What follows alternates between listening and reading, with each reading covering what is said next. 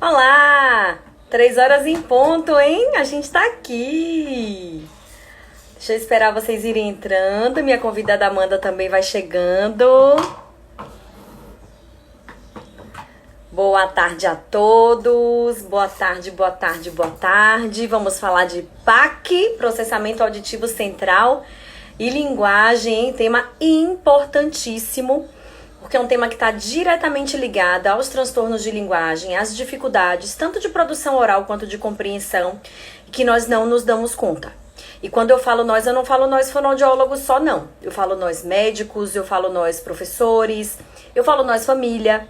É muito importante que a gente compreenda. Para quem não me conhece, sou Juliana Rocha, sou fonoaudióloga da Bahia, coordenadora das especializações de linguagem TEA de algumas das capitais do nosso país pela FNH.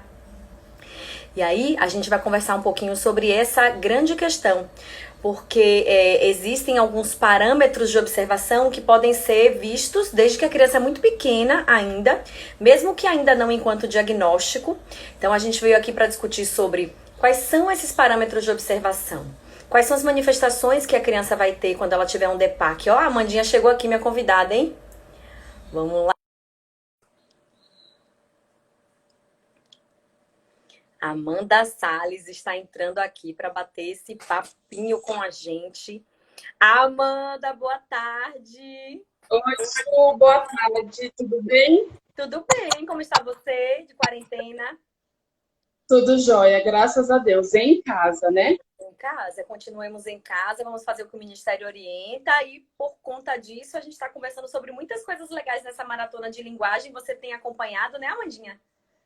E tenho acompanhado muito, inclusive a aula de hoje de manhã sobre desenvolvimento de linguagem de 0 a 6, que foi bem bacana, e eu acho que é um gancho para o que a gente vai falar agora. Sim, com toda certeza, um belo gancho. Amanda, eu queria que você se apresentasse. Amanda Salles é fonoaudióloga, ela já vai dizer todas as qualificações dela, mas ela trabalha com a gente lá no CEPAC, né, Amandinha? Tássila tá aí, mandando um beijinho logo para a outra fono da nossa equipe. Ui, que chique! Eu sou Amanda, fonoaudióloga, não sou daqui da Bahia, eu sou de São Paulo, mas eu moro aqui na Bahia há 2 anos. E eu costumo falar que é o meu lugar, é a minha casa, é onde eu gosto de morar. Eu já trabalhava com processamento auditivo lá em São Paulo, né? Eu trabalho com processamento auditivo cerca de 7, 8 anos. E costumo falar que eu sou uma eterna estudante, porque as evoluções em estudo, em caso, em novos achados não para, né, Ju? O Uhum. estudo é constante. E sim, somos parceiraças no CEPAC. Lá no CEPAC eu realizo avaliação e terapia do processamento auditivo, né? Eu sou audiologista de formação e aprimorada em processamento auditivo. Então, o meu dia a dia é basicamente pensando, trabalhando, estudando e atendendo em processamento auditivo. Faltou uma coisa, faltou você falar que você é professora da nossa especialização de linguagem na parte de processamento auditivo central, tá vendo? Eu tive a oportunidade de fazer, né, Ju, um estágio prático com as meninas e foi um sucesso, foi muito bacana, foi muito gostosa essa troca e vamos continuar, né? O time que está Vamos, ganhando não vamos. se mexe. Vamos lá, eu vou começar puxando um pouquinho a questão das dificuldades relacionadas às primeiras manifestações que podem gerar um diagnóstico. Eu vou trazer alguns relatos que eu ando acompanhando pelo consultório, pela docência, né, e pelos ambulatórios que eu faço parte, que são relatos de que assim, a gente tem uma criança lá com 6, 7, 8, já recebi pacientes de 10 anos com troca, né, com troca fonológica, com diagnóstico de distúrbio fonológico. Característica muito forte nas alterações de processamento auditivo central vem como ensurdecimento, né? E aí a Amanda vai explicar depois por que isso para vocês. Mas o ensurdecimento sem resolução, 1 ano de terapia, sem alteração cognitiva e ninguém passou bateria de processamento auditivo central. Aquela criança Isso. pequena de 5, 6 anos com dificuldades de compreensão, né? Também com inteligência, tudo bacana. Eu acho que a primeira coisa que a gente tem que pensar Eu vou antecipar, então eu vou voltar um pouquinho. Antes da gente falar do diagnóstico, é importante que a gente explique o que é esse processamento auditivo central. Eu ouço muito as mães, mas por que fazer esse exame? Ele ouve. Eu tenho certeza que ele ouve. Explica pra gente, Isso. Amanda. O transtorno, né, Ju, do processamento auditivo central, ou a alteração, como a gente costuma falar mais no dia a dia, ela está relacionada com a dificuldade do indivíduo em compreender a informação auditiva, né? O que é que o cérebro faz com aquela mensagem que ele recebe. E a alteração do processamento, ela não está relacionada com quem não ouve, muito pelo contrário. A maioria dos pacientes que a gente recebe no consultório são pacientes ouvintes, são pacientes que não têm nenhum rebaixamento auditivo, uni ou bilateral, mas que têm essa queixa de dificuldade de compreender o que o outro diz, ou dificuldade de dar conta de uma conversa num ambiente ruidoso, ou dificuldade de memória, dificuldade de atenção, dificuldade para estudar. Ai, não dá conta muito de ler esse conteúdo sozinho para depois decodificar, elaborar e interpretar. Então, assim, nas crianças, as maiores queixas que a gente recebe são escolares, né? E eu ouço muitas mães falarem, mas ele tem uma dificuldade de atenção na sala de aula, ele não consegue ficar quieto, ele não consegue prestar atenção e aí não dá conta de fazer a atividade. Mas em casa, quando ele está no videogame, ele passa horas. A gente pode chamar e ele nem responde, porque ele está muito concentrado naquele jogo. E aí, eu vou dizer, eu digo geralmente para as mães, que quando essa criança está lá no videogame, que ele está super concentrado, ele está fazendo uso do hiperfoco. E o que é o hiperfoco?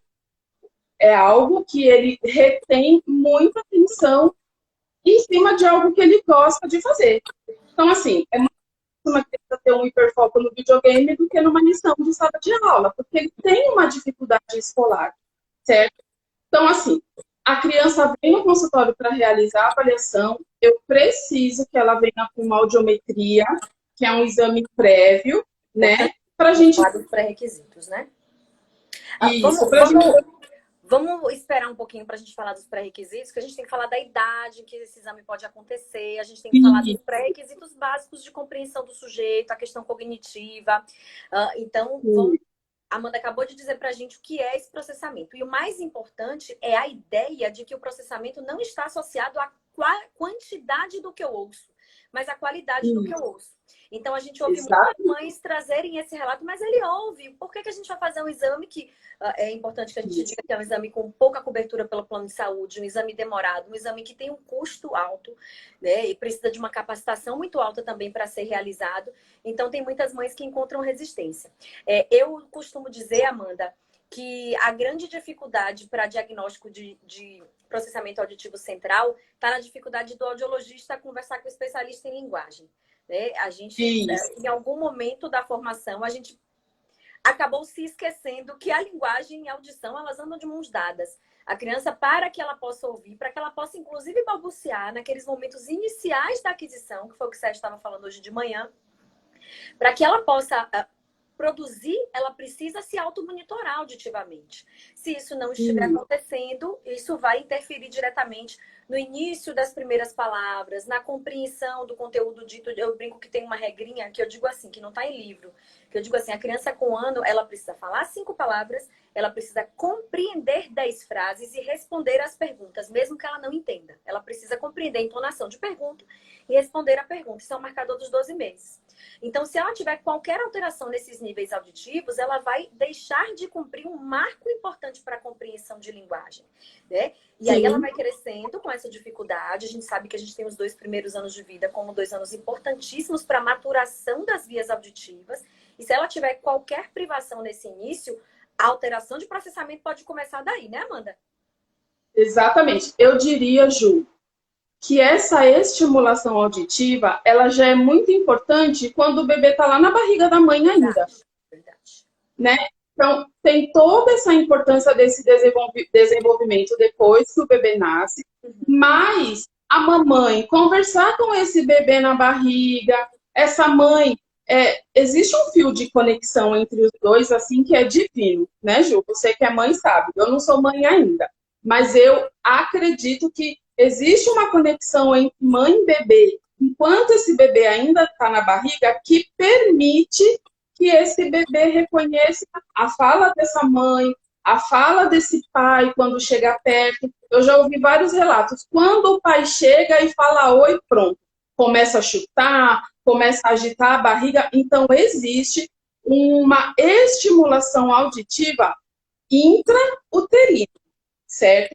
E aí, depois que o bebê nasce, ele precisa ter contato com o som para maturação dessas vias, né?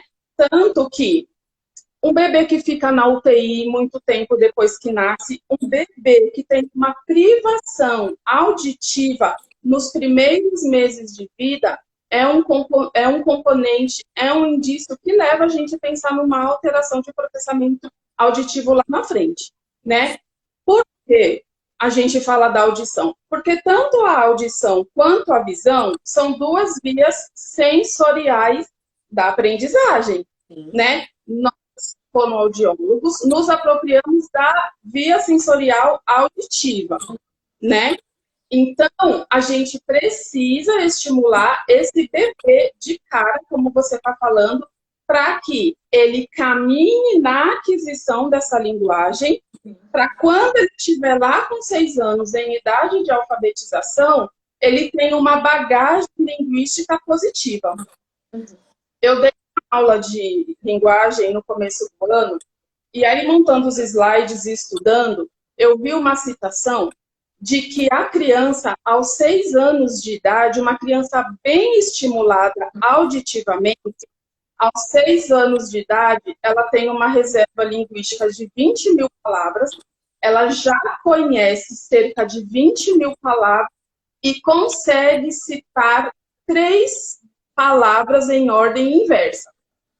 E 6 que ela ouve, ela consegue citar 3 na ordem inversa. E para Se a gente para que ela faça isso, é importante a gente pontuar que ela está usando uma habilidade extremamente importante, que é a habilidade de memória auditiva, que vem por conta da atenção auditiva. E aí eu queria que você já incluísse nessa sua fala quais são as habilidades auditivas tão importantes para o processamento auditivo central, né? Porque elas vão ser necessárias aí na hora do teste, né?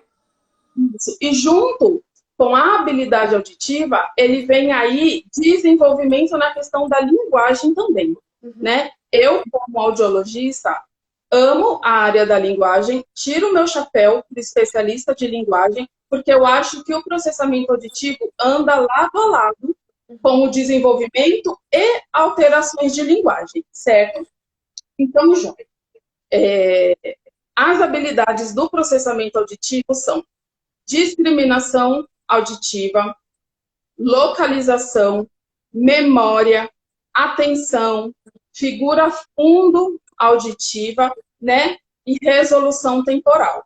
Então, a gente faz uso naturalmente de todas essas habilidades auditivas durante o nosso dia a dia para a gente dar conta das aprendizagens da vida. Porque quando a gente fala de processamento, Ju, a gente não fala só de criança. A gente fala de indivíduos a partir dos 6 anos de idade. Lá no nosso, lá no CEPAC, que é onde eu e a Amanda trabalhamos, a gente tem pacientes adultos, né, Amanda? Pacientes com profissão, médicos, pacientes que estão em tratamento de processamento auditivo central e apesar de terem uma vida extremamente funcional, ainda assim conseguem sentir, né, as dificuldades das alterações de processamento na vida adulta. O transtorno do processamento, existe tratamento, mas não dormiu, acordou e ele vai embora, né? Vamos falar um pouquinho do diagnóstico. Se vocês tiverem dúvidas sobre as habilidades auditivas, vocês podem ir perguntando aí embaixo, porque o assunto é tão amplo que se a gente for falar para explicar cada um deles, a gente não chega mais para frente. Então, eu queria que vocês fossem mediando um pouco, se a gente está falando de uma coisa muito mais para frente, se vocês querem que a gente abaixe um pouquinho a questão, né, da conceituação e tal. Amanda, vamos falar da idade do diagnóstico. Uma criança de 4 anos pode ter DEPAC? Não, Ju. Uma criança de 4 anos, A gente não diagnostica ainda com transtorno do processamento auditivo, porque essa criança não tem uma maturidade cerebral ainda. Ela é uma criança imatura, tanto na questão do desenvolvimento de funções auditivas centrais, que a gente está falando de cérebro, né? A gente não está falando de avaliação periférica, nem avaliação de orelha média. A gente está falando de uma avaliação mais central. Então, uma criança de 4 anos, ela não dá conta de realizar uma avaliação do processamento auditivo por uma imaturidade cerebral. Eu acredito que também até uma imaturidade de linguagem. Ela ainda está se apropriando dessa linguagem, então uma criança de 4 anos não é indicada para o exame. A gente costuma receber no consultório crianças a partir de 6 anos de idade. 6 anos de idade ainda com algumas ressalvas, né? Porque pode ser uma criança ainda não alfabetizada, pode ser uma criança que ainda não tem domínio da leitura e da escrita, e não são todos os testes da bateria, da avaliação do processamento auditivo central, que tem padrão de normalidade para essa idade. Mas, com idade, a gente já tem uma ideia disso. Pode falar. Não, eu ia falar que, inclusive, tem alguns audiologistas que não concordam com a elaboração, né, com a realização do exame para essa idade. E que aí, na verdade, os audiologistas que aceitam fazer falam muito da questão de só apenas detecção para risco de DEPAC, né? Porque o resultado do exame da sua forma mais ampla é com quantos anos? Com 7. Com 7. Já existem testes com padrão de normalidade para 6 anos, por exemplo, um de código de dígitos, que avalia a integração binaural, ele já tem padrão de normalidade para 6 anos. Né? Então, é um teste que a gente pode fazer com segurança e confiabilidade, que a gente vai saber aí como é que está o desenvolvimento auditivo com 7 anos. A gente já consegue aplicar a bateria completa, né? Existe uma bateria mínima, decretada pela Associação Brasileira de Audiologia, né? Então, existe uma bateria mínima e uma bateria mais completa, que aí cada profissional vai condensar essa bateria de acordo com o que ela está observando do paciente, de acordo com as capacidades do paciente. Por exemplo, uma criança de 6, 7, 8, 9 anos que fale errado, né, que tem transtorno fonológico, que tem troca nos sons da fala, eu não consigo, por exemplo, aplicar o teste SSW. Por quê? Porque esse é um teste que ele não é somente auditivo, mas ele avalia também a linguagem do paciente. E se ele fala a palavra errada, eu devo contar como erro. Então, se um paciente tem um distúrbio articulatório, eu não dou conta de aplicar esse teste porque ele vai errar sempre. E aí eu perco a ideia se é auditivo ou se é de linguagem. Entende? Sim. Então, quando a gente recebe um paciente, na anamnese que eu estou fazendo com a mãe, eu já costumo fazer algumas perguntas para a criança para eu ter aí uma ideia de como que está essa linguagem dela. Para saber se eu aplico o teste ou se eu substituo, como é que eu vou conduzir a minha avaliação. Então, é isso. Crianças, a partir de 6 anos, com algumas considerações, né? E até idoso de 60, 70, 80 anos, enfim. A gente tem também uma abrangência do processamento auditivo central em idoso. Então, ele é para todas as idades.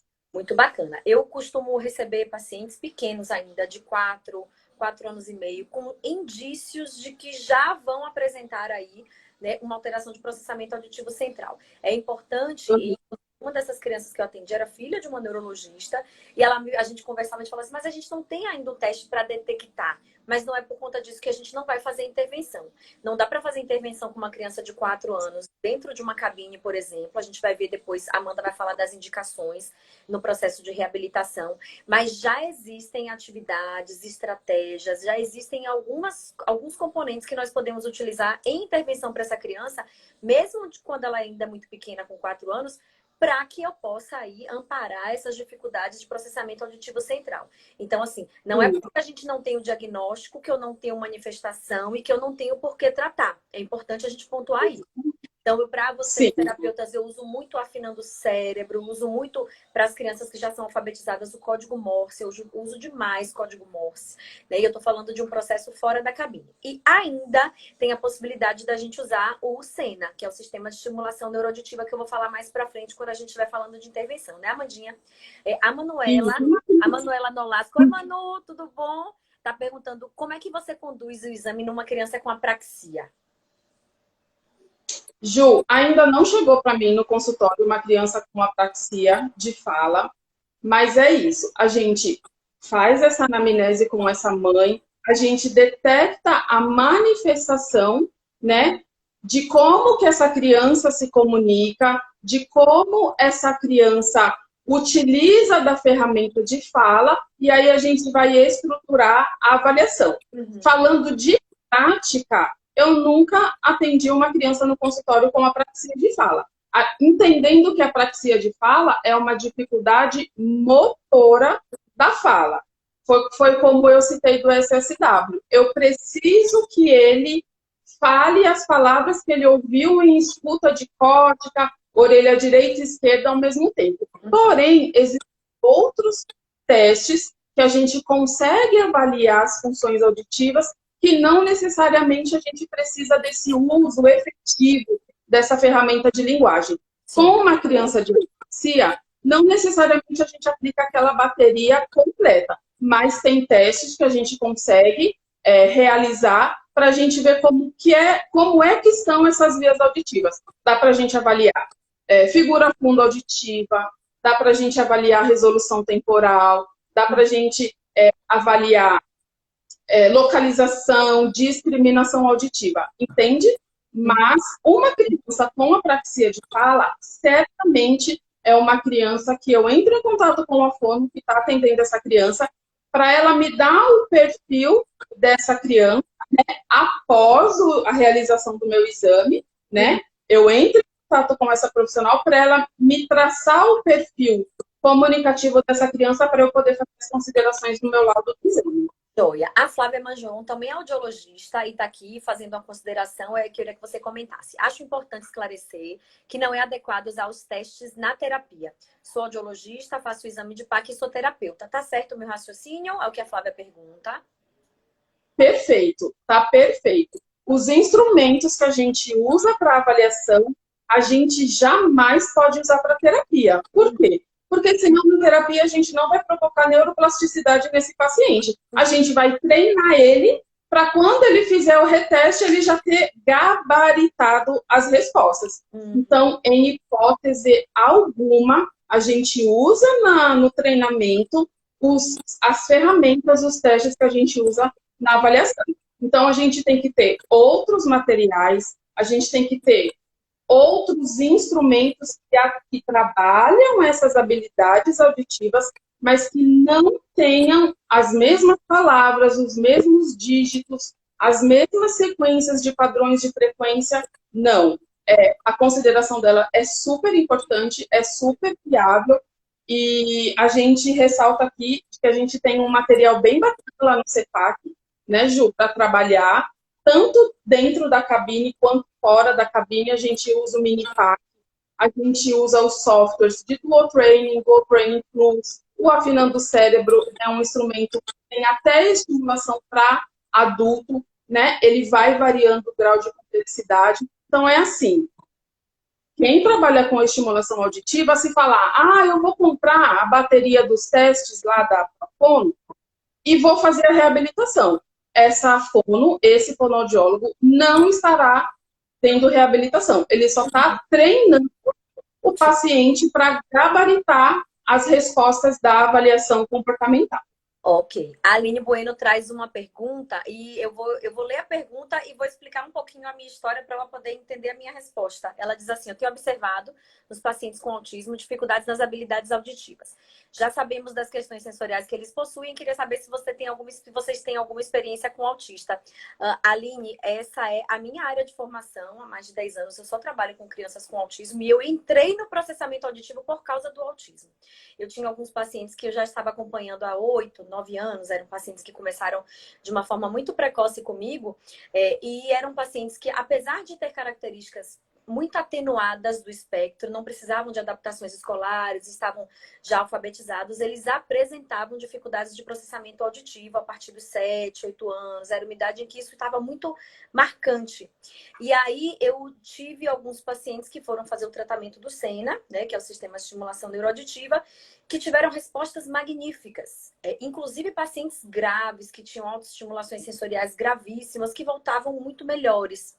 E aí foi por conta disso que eu entrei aí nas histórias do processamento auditivo central, para poder dar conta da alteração de processamento auditivo central dentro dos quadros de autismo. Então, é muito comum, sim, pela desintegração sensorial que eles apresentam durante toda a vida, mesmo os pacientes que acabam regredindo muito em relação às manifestações e estando num bom patamar de aprendizagem, ainda assim vão ter dificuldades com memória auditiva, né, com memória sequencial, que interfere diretamente na aprendizagem da leitura e da escrita. Eu digo que mais importante do que compreender as habilidades básicas, que seria a detecção, né? Então, a gente nasce discriminando. A criança nos primeiros 6 meses, ela tem a habilidade de diferenciar diferentes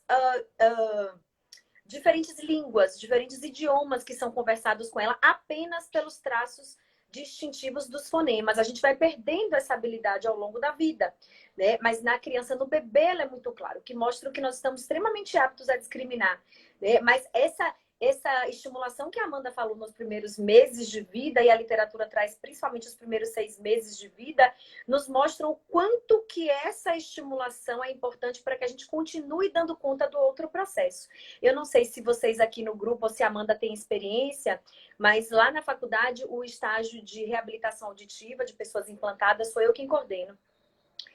E é um estágio em que a gente vê crianças que são implantadas, a partir do implante, tem audição, mas eles não têm a menor atenção e a menor memória auditiva. É como se o cérebro deles aprendesse a funcionar sem som. Então não adianta só ouvir, a gente tem que ensinar eles a ouvir. Eles só apenas recebem o som, mas aquele som não serve para gerar aprendizagem, né, Amanda? Eu espero Exatamente. que eu responder, Aline, sua pergunta.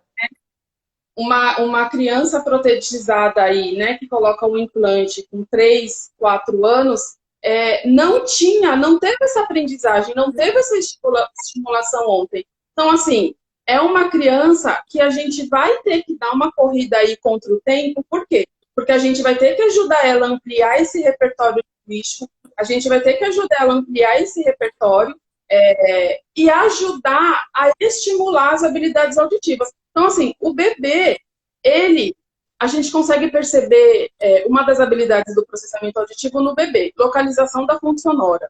Se a mãe chama, o bebê olha de cara. O pai chama, ele olha de cara. Por quê? Porque isso é feito constantemente o tempo todo. Então, uma criança, um bebê, que você chama, ele não tem reação nenhuma, já pode levar a gente aí a pensar que tem alguma questão auditiva com esse bebê. Então, assim, respondeu sim. E a questão do autismo, a gente precisa, até para a gente fazer a avaliação comportamental, a gente precisa definir o perfil desse paciente, né? Aqueles mais graves, aqueles mais comprometidos, é óbvio que é um paciente que a gente não vai dar conta de ficar na cabine, fazer com que ele fique 1 hora e meia. O exame, o teste completo, ele dura de 1 hora e meia a 1 hora e 50, para você fazer bem feito, com tempo. Por quê, Ju? Eu acho importante falar isso. Para a gente avaliar bem, a gente precisa garantir que o paciente compreendeu e entendeu o comando da tarefa. Então, foi o que você falou lá no começo. A avaliação, ela é extensa, ela é densa, ela requer uma capacidade atencional do paciente num grau muito alto para a gente, de fato, conseguir analisar direitinho cada habilidade auditiva. Então, se a gente pensar que um autista tem a dificuldade de olhar para o outro, tem a dificuldade de manter, de sustentar esse contato visual, não são todos os perfis de pacientes autistas que a gente consegue avaliar. E, ó, E eu isso não queria que você complementasse que não é só relacionado ao autismo, né? Então, por exemplo, eu, antes de ter um contato mais próximo com o processamento auditivo central, eu já sabia da importância, eu já encaminhei um paciente com síndrome de Down e a audiologista me ligou na hora, falou, Ju, a gente não vai conseguir fazer. Porque aí eu já sei que ele tem uma alteração de processamento. E a ideia do teste é a gente saber onde ou qual habilidade está mais prejudicada. E no caso de um paciente com dificuldade de compreensão, com dificuldade de produção de fala, a gente vai ter, como você já explicou antes, uma impossibilidade de realizar uma parte da bateria, né? Então é melhor, talvez, em pacientes desse tipo, já entrar com uma intervenção voltada também para as habilidades auditivas, do que submeter esse paciente para não termos resultados adequados no exame. Concorda, Amanda? plenamente, era o que eu ia falar para você, é o que eu ia falar para o pessoal. O fato da gente nem sempre conseguir avaliar um autista num grau mais severo, um paciente que tem uma deficiência intelectual ou um síndrome de Down, o fato da gente não conseguir avaliar não significa que a gente não possa estimular. Sim. Né? Não significa que a gente não possa colocar incrementos auditivos na nossa terapia. Entende? E aí, óbvio, que um paciente atípico, a gente vai ter um tempo de terapia mais longo, a gente vai ter um tempo de resposta mais longo, mas a gente consegue aí fazer um acompanhamento de evolução em relação à estimulação, né? Então, assim, a gente tem alguns critérios até para indicar para avaliação. É importante saber de falar isso, sabe por quê, Ju? Porque senão a mãe frustra. A mãe chega para a gente para fazer a avaliação com uma expectativa do tamanho de um bonde. E é um banho de água fria a gente chegar e falar, ele não dá conta de fazer a avaliação. Por uma questão comportamental ou por uma questão cognitiva, a cognição, ela precisa estar presente para a gente conseguir realizar essa avaliação, porque a gente precisa com que o paciente compreenda o nosso discurso, o nosso comando, né? Então, precisa ter critério para encaminhar para uma avaliação. Vale a pena entrar em contato com a fono e conversar um pouquinho antes de indicar para essa mãe.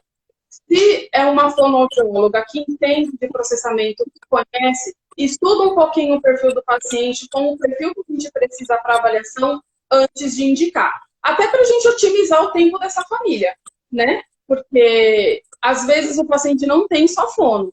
Tem fono, tem psicopedagoga, tem psicóloga, tem toda uma rotina. E levar para uma avaliação do processamento é um investimento tanto de tempo quanto financeiro. Então, a gente precisa seguir alguns critérios aí. Sim. Amanda, eu queria... tem algumas perguntas. A Jéssica Arre pergunta assim, primeiro eu queria mandar um beijo pro pessoal da Kenfono, eu queria mandar um beijo pra Áurea, o pessoal da especialização de autismo daqui de Salvador. A Jéssica queria saber como estimular sem um audiômetro. Eu vou deixar pra gente falar disso, Jéssica, já, que a gente ainda tá na avaliação, a gente já fala da intervenção. Se a live cair, porque a gente completou 1 hora, a gente volta, tá? A Nessofia 01 pergunta se você pode falar sobre qual bateria de avaliação você utiliza. A Áurea falou que eu sou enciclopédia. Áurea, deixa de coisa, viu? A Flávia pergunta, acho melhor fazer o exame do PAC em mais de uma sessão, também tem essa discussão, em dias diferentes sempre que possível. O que você acha? Já vi uma discussão da Maura Massa sobre isso. Aí eu vou esperar você responder. Aline, sim, responderam. Por vezes eu tenho inserido estimulação auditiva exatamente por eles não terem critérios para avaliação. Isso aí, Aline. Então, fala um pouquinho responde a Flávia, que fala sobre essa questão do teste ser feito em um dia ou 2. E isso é importante que a gente diga assim, não há uma resposta certa, há uma discussão clínica, né? A gente já discutiu muito isso em outros ambientes que discutem que não há uma resposta ou uma receita de bolo certa. Há a explicação de cada um que escolhe um dos 2 protocolos, ou fazer em dias diferentes, ou fazer no mesmo dia, um motivo para isso. Pode falar, Mandinha. Ju, eu sigo muito bom senso, né? Sou muito tranquila em relação a isso. Essa discussão lá em São Paulo não acontecia, porque eu acho que é muito mais tranquilo para os profissionais seguirem a sua conduta, e eu utilizo muito do bom senso. A maioria dos meus exames eu faço em um dia mas já aconteceu de eu precisar fazer em 2 dias também. E isso é muito tranquilo se a gente deixa estabelecido com a mãe, né? Então, assim, eu vou dar duas situações. Uma médica, que eu já fiz avaliação, uma médica de 52 anos que veio para avaliação com queixa de dificuldade de atenção. Existe a necessidade de eu fazer esse exame em 2 dias de um adulto que tem uma capacidade de compreensão ímpar, que é uma pessoa pronta, que por mais que seja difícil manter a atenção, a gente está lá justamente para avaliar isso. Eu tenho condição de chegar para essa médica, para essa paciente adulta e falar, olha, eu vou fazer a sua avaliação em 2 dias? Não tem necessidade. Não tem necessidade. Em contrapartida, eu já fiz avaliação num menino de 9 anos que não era tão pequeno assim, já era um pré-mocinho, que ele não deu conta de fazer a avaliação num dia só, né? No começo era por medo da cabine, depois era porque ele cansava muito rápido, a atenção sustentada dele era muito pequena, e aí ele começou a querer a mãe dentro da cabine, coloquei a mãe dentro da cabine. Imagine um menino de 9 anos sentado no colo da mãe para fazer os testes. Aí outra hora ele não queria a mãe no colo, mas ele queria a mãe dentro da cabine e a mãe foi para o chão. Então, assim, este paciente, eu conversei com a mãe dele e falei, olha, eu não vou conseguir fazer a bateria toda hoje, porque ele estava inquieto, porque ele estava cansado, porque ele não queria ficar ali todo o tempo, então a gente dividiu, né? Então, eu utilizo muito do bom senso, né? Tem paciente que, por mais dificuldade que tenha, ele entra, senta e faz a sessão. Se a avaliação toda alterada, aí é uma outra história. Mas é um paciente que eu vi que entrou, prestou atenção nos meus comandos, respondeu tudo, tá indo, a avaliação tá fluindo, eu não tenho por que fazer em 2 dias. Mas eu entendo que é importante discutir assim. É um teste, como a gente começou aqui, eu já falei em um momento, a gente tem que falar vários. É um teste que é uma bateria de extrema dificuldade, inclusive para o terapeuta realizar. É um teste que eu já vi e já desisti. Se uma vez eu já pensei em fazer o teste de processamento, eu já desisti. Então, eu acho que também tem muito a ver com experiência, né? Se você está inseguro, se você está no início, se você está com dúvida do resultado do teste e vai precisar fazer isso outras vezes, não tem problema. Você vai precisar fazer isso porque o que importa é o relatório sair bem feito, né? Sair com uma boa análise de como foi o exame. Mas eu acho que quanto mais experiência se tem, fica mais fácil você tocar o teste, né? Assim, quanto mais crianças diferentes você já atendeu, quanto mais você viu, eu acho que também os recursos do consultório ajudam muito. A gente teve um período em que a gente não tinha um abafador específico, que a Amanda vai explicar que eu não entendo, e que isso dificultava a realização do teste, as crianças reclamavam que apertava, e a partir do momento que a gente comprou esse equipamento, ficou muito mais fácil de se fazer um teste mais rápido. Então, eu queria que você falasse um pouco sobre essa questão, para essas variações individuais de terapeuta, de criança e de cabine, né? E de artifício. Eu amo avaliar, eu amo avaliar. Para mim é um prazer enorme. Então, assim, existe... Ao passo que a gente avalia o paciente, a gente também está em contato com toda aquela estimulação. Cansa demais, cansa muito. Por isso que a gente... Vale mais a pena a gente fazer 4 exames em um dia bem feito do que a gente fazer 8 na correria para dar conta. Até porque quando o paciente chega, a gente não sabe quem é que vai chegar. A gente não sabe qual é o perfil de paciente que vai chegar, né? Então, assim, a gente precisa sentir essa criança, se ela tem condição, se ela não tem, se ela dá conta. Eu não vejo problema nenhum em dividir em 2 dias.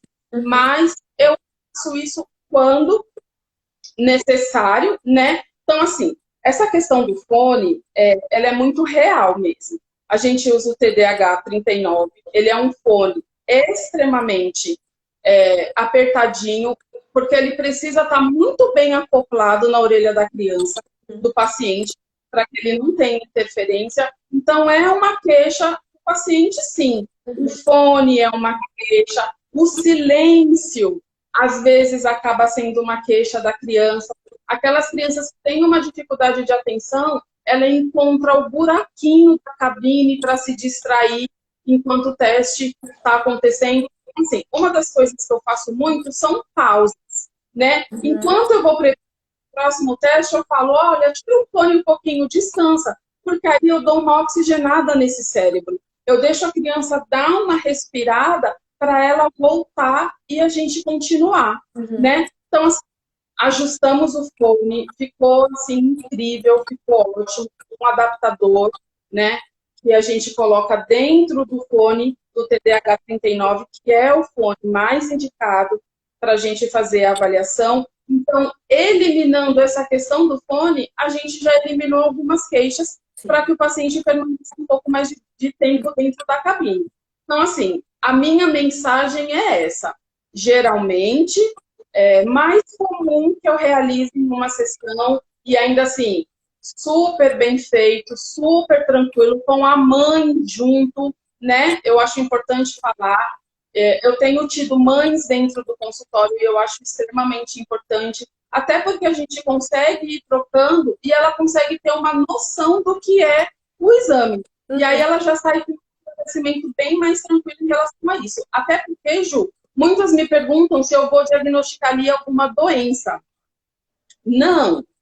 Alteração de processamento auditivo não é doença, é um transtorno que a gente trabalha, a gente faz lá uma academia bem bacana do cérebro, promove atividades para fazer acontecer essa neuroplasticidade e isso melhora. Então, óbvio, a mãe não é obrigada a permanecer na sala com a gente, mas as que se prontificam, e eu convido, elas conseguem ter uma dimensão maior e até ver o comportamento do filho que não tem em casa, que ela nem imaginava que o filho poderia se comportar assim. Então, assim, é bem... E a experiência que você falou, isso me ajuda bastante, porque já peguei pacientes extremamente tímidos, que entendia tudo, mas falava super baixinho, e aí eu tinha que ter um jogo de cintura para trazer essa criança a se colocar melhor. Já teve aqueles extremamente desatentos, e já teve aqueles que entra, senta e faz. Se deu normal ou não, é outra questão. A Adriele e Lucena, assim como a Ana Sofia, também estão querendo saber sobre quais são as baterias dos testes que são obrigatórias. Você citou que a sociedade, né, que de audiologia define isso. Você pode falar para eles quais são os obrigatórios? Posso. Os testes mínimos obrigatórios são os testes, é o teste de código de dígitos, né, que avalia a integração binaural. O SSI ou PSI, que avalia a figura fundo auditiva. O fala filtrada ou fusão binaural, que avalia um fechamento auditivo.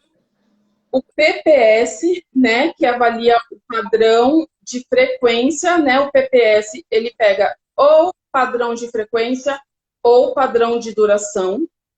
O GIM ou RGDT, que avaliam resolução temporal. O SSW é um teste que eu amo muito, porque ele não nos dá informações somente auditivas, mas sim me dá uma informação de linguagem. Como que está aí o frontal, como que está aí a memória de curto prazo, como que está aí a área associativa, mas, para mim, ele é um teste riquíssimo. Mas ele não é um teste que faz parte da bateria mínima.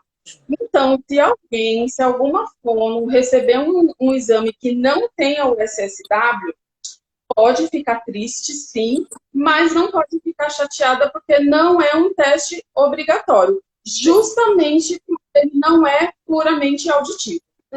Eu tenho relaçãozinha pronta de todos esses testes da bateria mínima que depois, Ju, a gente pode disponibilizar para elas. Pode. Quem precisar, pede no meu inbox ou pede no inbox da Amanda, tá?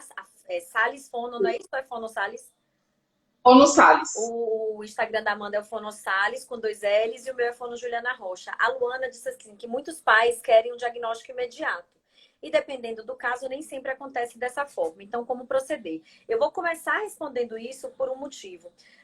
Porque, assim, muitos diagnósticos etiológicos médicos vão ter também um diagnóstico de transtorno de processamento auditivo central. Então, o diagnóstico de transtorno de processamento auditivo central é um diagnóstico que complementa outros diagnósticos. Crianças com TDAH, principalmente com DDA, vão ter alteração de processamento auditivo central quando forem fazer o teste. Assim como crianças disléxicas, crianças com autismo leve, crianças com distúrbio específico de linguagem. Então, assim, eles vão falhar no teste. O teste não vai ser assim, se falhar, eu posso fechar esse diagnóstico aqui. Compreendam que uma gama de diagnósticos etiológicos vão trazer consigo manifestações de processamento auditivo central, inclusive distúrbio específico de linguagem ou transtorno de desenvolvimento de linguagem. Então, eu acho, Lu, que assim, muitas vezes é uma falta de orientação que a família tem, de achar que vai sair do teste de processamento com um diagnóstico que vai resolver tudo. Agora, complemente a minha resposta, Amandinha, se você concorda ou não, obviamente. Sim. O que eu quero dizer? Que o diagnóstico de processamento auditivo central, ele vem como uma comorbidade, né? Nem todo mundo que tem alteração do processamento auditivo tem uma dislexia. Uhum. Assim como nem todo disléxico obrigatoriamente tem alteração do processamento. Sim. Porém, é muito comum que a gente encontre a alteração do processamento auditivo como uma comorbidade, certo? Às vezes, quando o paciente vem para mim para fazer a avaliação, vem com uma suspeita. A neuro encaminhou porque a gente está investigando a dislexia. Uhum. Ok. Para mim, enquanto fono avaliadora e a fono que vai pegar esse paciente caso o exame dê alterado, acaba não alterando, não importando tanto esse diagnóstico ou não. Por quê? Porque a gente fez uma avaliação de função e habilidade auditiva e é aquilo que a gente vai tratar.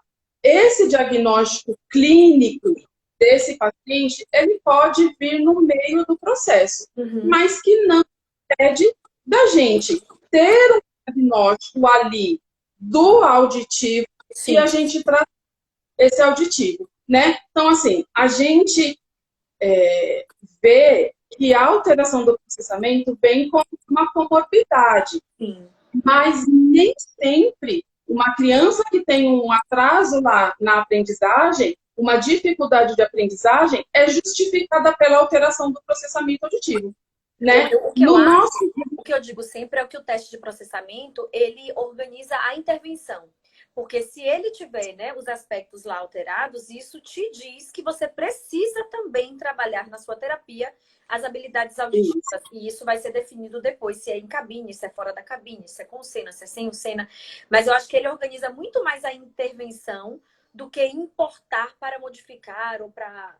Mas, claro, sim, que esse é meu olhar, tá? Mais uma vez, não tem certo nem errado, é o que eu percebo na minha prática clínica. Até porque, Ju, a alteração de função auditiva, de habilidade auditiva, a gente só melhora treinando. Não de outro jeito. Então, assim, eu já recebi paciente que estava na fono há 4 anos. Sim. Com uma dificuldade de leitura escrita, com uma aglutinação. E a fono, ou a equipe que esteve com esse paciente, nunca pensou numa alteração de habilidade auditiva. Nunca pensou numa avaliação do processamento auditivo. E aí ele veio para o consultório, fez a avaliação, diagnosticamos, fizemos o treinamento auditivo, a vida desse paciente deslanchou. Sim. A alteração de processamento auditivo, somente terapia de treinamento auditivo vai resolver. Não adianta pegar esse diagnóstico, levar para a colega psicopedagoga, que ela vai trabalhar as habilidades escolares, que vai entrar o PAC no pacotinho, que não vai, né? Então, assim... A Etiane faz uma pergunta que eu acho que você acabou de responder. Ela fala assim, ó, que dica você daria para o psicopedagogo desenvolver, né, para auxiliar no PAC? Ou a intervenção é só da fono? Então, a intervenção é do fono, mas eu acho riquíssimo quando o psicopedagogo entende de processamento e realiza atividades como, por exemplo, gente... está fazendo atividade lá que tem a ver com a sua área da psicopedagogia, das letras e reconhecimento auditivo de letra. Por que não incluir um código Morse? Né? É uma atividade a mais que trabalha as habilidades auditivas e que você pode fazer a sua atividade relacionada à sua área aí de psicopedagogia. Complementa, Amanda. Ou ainda, por exemplo, você está lá fazendo uma atividade de leitura com o seu paciente. Essa psicopedagoga pode fazer uma atividade assim, olha... eu vou ler um livro para você, sei lá, Chapeuzinho Vermelho. Uhum. Você vai ter que prestar muita atenção e toda vez que aparecer a palavra chapeuzinho, você vai contando, que no final eu vou te perguntar quantas vezes apareceu essa palavra. É um teste de atenção auditiva. Sim. É uma atividade desse nível, desse porte, é apropriada só do fonoaudiólogo? Não. A professora pode fazer na sala de aula, a psicopedagoga, os pais em casa. Então, assim, tem como auxiliar na estimulação, mas a reabilitação e o treino acusticamente controlado, principalmente, é feito somente pelo fonoaudiólogo. Joia. A Liane Andrade está perguntando, quando o fono indicar o teste do PAC, pode pedir o SSW e justificar por que a colega pode incluir no teste, é isso? Olha, não faz parte da bateria básica. Então, o profissional que não fizer, não há problemas, não está ali indicado. Mas se for me dar uma resposta importante para mim, para reabilitação em linguagem, na hora do pedido, a gente pode discriminar lá e explicar por que está pedindo? Se o profissional conhecer do teste, né, eu acho muito difícil, por exemplo, um psicopedagogo, a equipe escolar solicitar o exame pedindo, de fato, que tenha o SSW. Mas, se for uma fono de linguagem, né, um fono de linguagem Sim. que atende essa criança e entende que o SSW dá informação de linguagem importante, eu não ficaria chateada se eu recebesse essa observação. Muito pelo contrário. Eu ia ficar muito feliz. Mas eu, Amanda, não excluo o SSW da minha bateria. Opa, caí. Ai, gente! Tá tudo bem? Tá tudo ótimo. A menos que a criança não dê conta de responder. Aí o que vai acontecer? Eu vou citar lá no meu relatório que ele não realizou por isso, isso e isso, né? Ou porque tem um desvio fonológico, ou porque não conseguiu compreender. A gente não sabe o que se passa no cérebro da criança, né? Mas assim, se você for indicar para um profissional que você não conhece, que você nunca recebeu um relatório, por exemplo, você pode citar. Por gentileza, eu acho que não faz mal para ninguém, né? Eu gostaria da realização do teste SSW. Eu nunca recebi solicitação sugerindo, né? Mas eu sempre incluo na minha bateria. Joia, bacana. Amanda, vamos falar um pouquinho então. Fiz o teste, pronto. Eu acho que um dos grandes diferenciais do teste é um bom relatório. Porque se for um relatório só com os dados numéricos, que é um relatório que geralmente o audiologista faz com primazia, ficam lindos, para o terapeuta de linguagem, para a escola que vai receber e para a família, aquilo não diz muita coisa, né? Para falar, ele tem sim DEPAC. Mas é tão importante para nós, terapeutas de linguagem, quando vocês descrevem as dificuldades. Nossa, eu pego cada relatório lindo, os relatórios já ontem, eu vou vontade de apertar as bochechas dela. Que ele diz, o que é que deu de alterado, o que isso significa, que relação aquela parte do teste tem a ver com as habilidades de linguagem. E isso faz com que a reabilitação se torne muito mais palpável, né? Para essa... Se torna muito mais objetiva. A gente não fica estimulando o abacaxi, sendo que a dificuldade está lá na maçã, né? Então, assim, Ju, não tem um modelo correto de relatório. Cada profissional se apropria daquilo que acha que deve constar no relatório. Sim. Mas eu acho muito importante que tenha a questão numérica, porque o dado quantitativo, ele é importante quando a gente bate o olho, para saber se deu errado ou não. Ponto.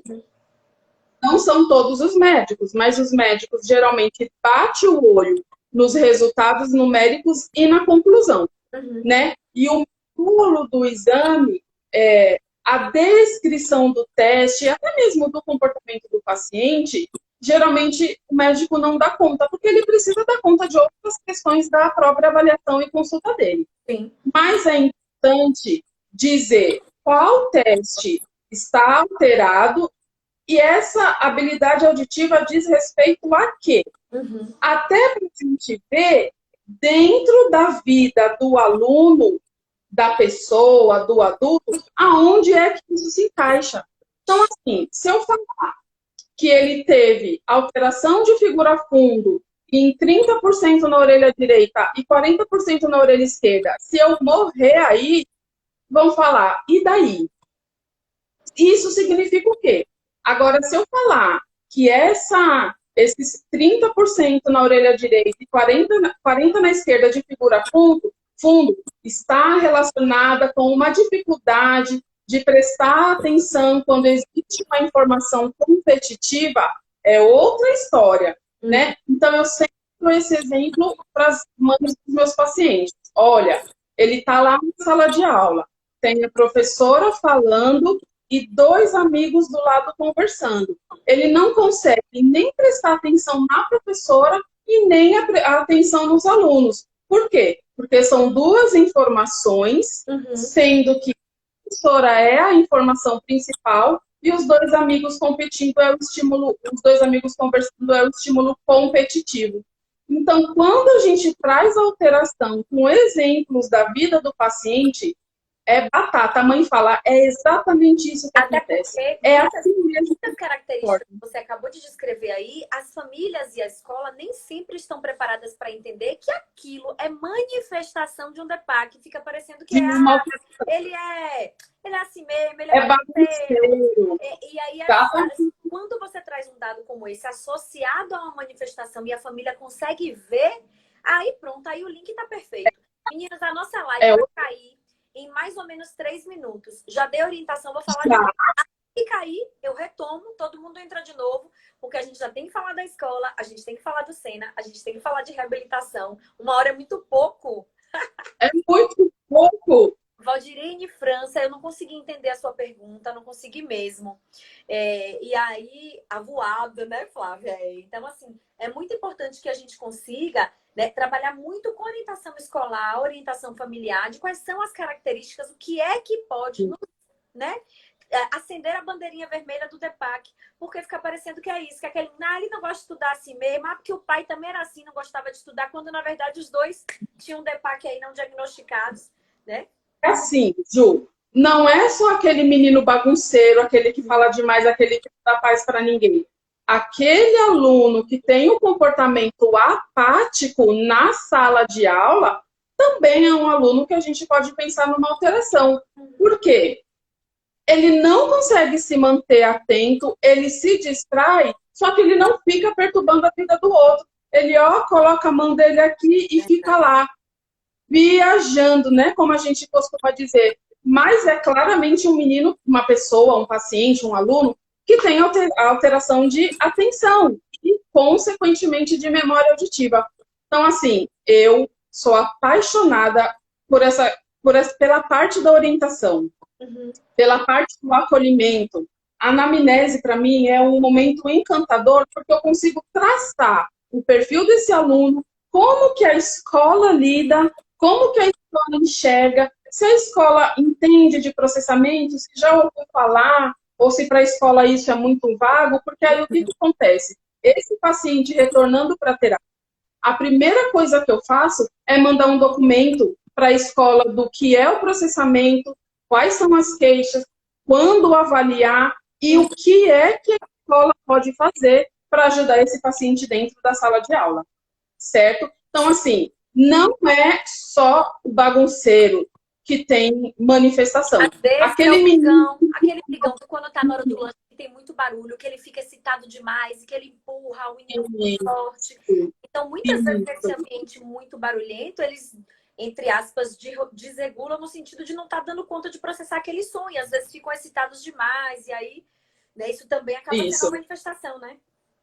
Exatamente. Então, não é só o agitadão. O quietinho também. Aquele apático, aquele que não conversa na rodinha porque ele não dá conta de ter tanta gente falando ao mesmo tempo, aquele que prefere ficar sozinho. Então, assim, é a gente olhar para o indivíduo como um todo. Não tem uma receita de bolo, não tem um perfil clássico, né? Diferente de quando a gente olha para um autista e ele traz aquela manifestação clássica, a gente já consegue falar, ele tem o TEA. Mas quando a gente fala de processamento auditivo não, é um pouco diferente. Uhum.